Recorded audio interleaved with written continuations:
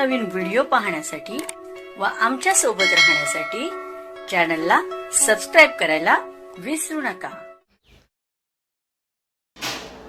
तर बघा काय माहिती आहे, शालार्थ प्रणालीतील शिक्षक शिक्षकेतर कर्मचाऱ्यांच्या ई-KYC पूर्ण करण्याबाबत मुदतवाढ देण्याबाबत 18 ऑगस्ट 2026 रोजी शिक्षण संचालनालय मार्फत महत्त्वपूर्ण परिपत्रक निर्गमित करण्यात आलं आहे।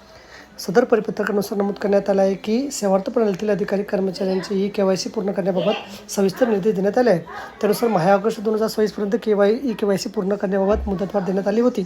तथापि क्षेत्रीय स्तरावर शिक्षक शिक्षकेतर कर्मचारी ई-KYC कामाचा आढावा घेण्यात आला असता सदर कामाकरता काहीसा कालावधी लागण्याची शक्यता असून त्यामुळे खाजगी व्यवस्थापनाच्या अंशतः अनुदानित व जिल्हा परिषद प्राथमिक माध्यमिक शाळांतील शालार्थ प्रणालीमधून वेतन घेणाऱ्या शिक्षक शिक्षकेतर कर्मचारी ई-KYC 20 सप्टेंबर 2026 पर्यंत पूर्ण करण्याकरता मुदतवाढ देण्यात येत आहे।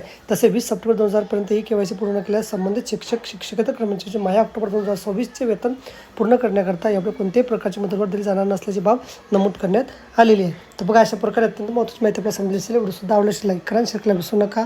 धन्यवाद।